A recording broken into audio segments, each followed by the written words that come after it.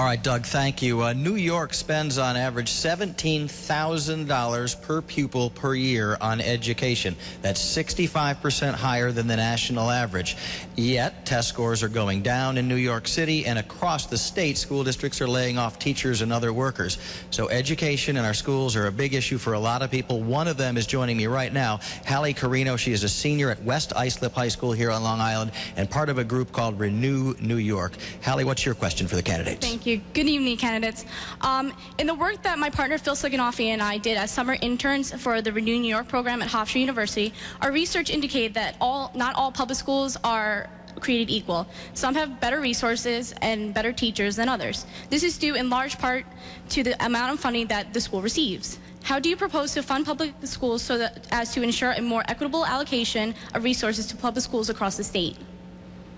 Good question. Candidates, you'll have 60 seconds to answer this question. There's going to be no rebuttal. And 1 minute for you, sir. Well, we see education for liberation, and in New York City, we need to immediately end mayoral control of schools.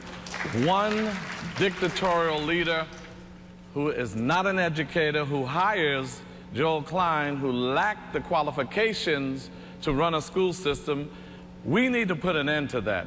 Schools should be under community control. Parents should be in control of the schools. We need to make sure that teachers teach. We need to make sure that there are smart boards in every school. They should have science labs in every school, up-to-date libraries. It makes no sense for the chancellor to give schools grades, shut them down, and then doesn't do anything to support the public school systems in New York City. Our children are being done a great disservice when they shut the schools down, blame the children, blame teachers, everybody but an incompetent administration.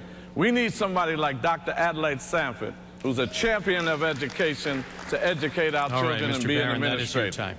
Our next issue, candidates, on to the MTA.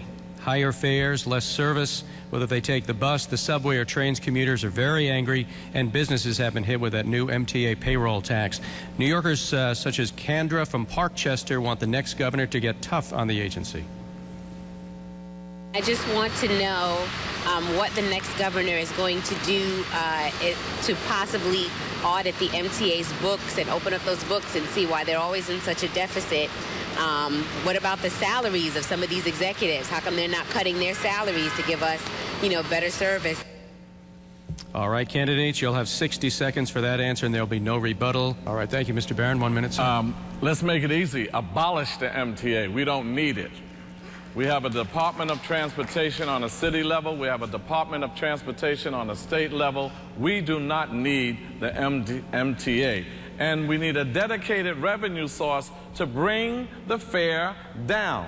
We should not be raising fare. Some people say they're not for raising taxes, but they don't mind the fare being raised. They don't mind tuition being raised on college students, but they have problems when we say we got to raise more money on the rich to have dedicated services or funding for transportation. So the MTA has 2 sets of books, cookbooks. The MTA was threatening to take our Metro cards away from our children. We do not need the MTA. I think we should abolish the MTA, and I don't think we should go to congestion pricing, because that's going to cause congestion parking in the outer boroughs and our neighborhoods, and we shouldn't have to pay extra money to travel through the city. New York has been called the nation's most dysfunctional state government and also one of the most corrupt. What specifically would you do to restore public confidence and trust in state government? And for this one, we're going to give you 1 minute and 30 seconds for an answer, and we will also give you a 30-second rebuttal. Mr. Cuomo. This issue, whether you hear this issue from Montauk to Buffalo, where people just don't have faith in state government anymore. And I believe it's ultimately crippling, because if people don't have trust in the government, then you have nothing. And it's not like they're wrong. If you read the newspapers for the past few years and you look at this unending escapade of corruption and embarrassment that has become the state government, at one time the greatest state government in the United States, now it's a national embarrassment.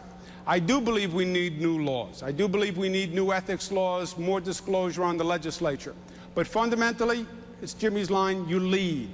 We have to have zero tolerance for any waste, fraud, abuse, or public integrity or public corruption violation, period. Enforce the laws. That's what I've been doing as the Attorney General on both sides of the aisle, Democrats and Republicans. If you break the law, you will go to jail. And yes, I put people in jail. And yes, it was hard. But that's what you're going to have to do if you're going to restore the trust in this government. The New York State Comptroller's Office, rife with pay-to-play. It's become a national scandal. 6 guilty pleas, over $150 million I recovered. The Medicaid fraud program, 500 convictions, $700 million recovered for the taxpayer. That's what we're going to have to do. We're going to have to say, if you violate these public integrity laws, you will go to jail. Zero tolerance. Thank you, Mr. And let's get the Cuomo. integrity of this government back Mr. where it Barron. should be. I ask the audience again, please don't take time away from the candidates. Martin Luther King said that you can legislate morality. You cannot legislate morality, but you can regulate behavior.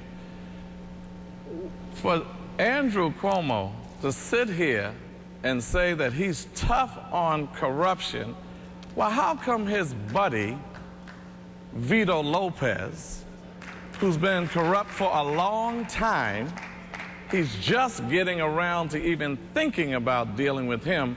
He is selectively going to go against those who are corrupt. But if you're corrupt and you contribute, you're a supporter, he will let you go. This is not a consistency with corruption. I would work with my Lieutenant Governor, Eva Doyle, and I would get my Attorney General, Ramon Jimenez. You have to have people of quality, people of ethics, to start a commission to look at corruption in a real way, an independent agency to look at it. Asking Andrew Cuomo and Cuomo and Paladino to end corruption is like asking an arsonist to help us put out the fires. It doesn't make sense. Each of you now have the opportunity for a 30-second rebuttal. Mr. Paladino. This is a rebuttal? Yes, sir.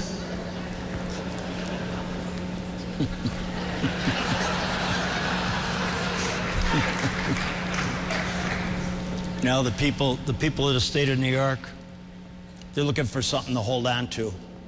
They look at Washington, they look at Albany, and they see chaos. They want something to tell their families. They want to tell their families something about the future. They want to feel it themselves. The expectation was that that our government would back them up in all their promises. But they don't have that grounded feeling anymore. They don't know where to turn. They want a grounded feeling. They want a government of the people, by the people, and for the people. Thank you, Mr. Paladino. And that's what we will give them. Mr. Cuomo. First, I'm with Jimmy. The rent is too damn high. All right. I do believe we need campaign finance laws. I do believe we need public financing. I'm extraordinarily proud of the work that my office has done. It is one of the finest law enforcement offices in the nation. We've never done a case one way or the other for politics, Democrat, Republican. And we've been a tremendous force to actually clean up Albany. And more can be done, and we will do it. Mr. Barron. It is a selective office he has. They selectively prosecute those who don't support and let those go who he considers supporters. And when you look at ethical behavior, we even got to look at the administration where Alton Maddox, who's an attorney and an ethical attorney, loses his license. Why? Because the powers that be don't like the people that he's defending, us. That kind of behavior must stop. Under his father, we had all of those problems. He was right there with him. Thank you, Mr. Barron. So we need to do something about ethical behavior Mr. with Hawkins. power. All right, actually, candidates, we're very close to our closing statements, but we're going to squeeze in one more question. We need almost literally a yes or no to this. The topic of gay marriage, do you support it, yes or no? And we start with Mr. Paladino. Gay marriage is an issue that's very important to the people today. Sir, I need about a 5-second answer. I apologize. I'm sorry. A yes or no answer, if you can, please. What? A yes or no answer, if you can, please. Do you support gay marriage, yes or no? Oh, I do not support gay marriage. Thank you. Mr. Barron. Speaking for the Freedom Party, they have not taken a position on gay marriage. Time now for closing statements. Candidates, you have 1 minute each. Barron, 1 minute for you, sir. The Freedom Party is the only party that will address the issue of grassroots people in our local communities. It is the Freedom Party that will stand against the police brutality that is out of control in our community. It is the Freedom Party that will support a single-payer health care system. It is the Freedom Party that says that we must bring jobs into our neighborhood. 50% black male unemployment, Latino unemployment.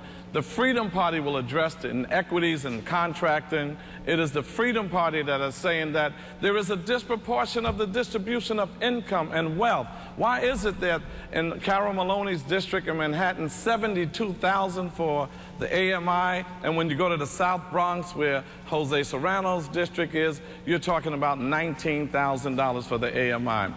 Listen, Paladino is not going to win.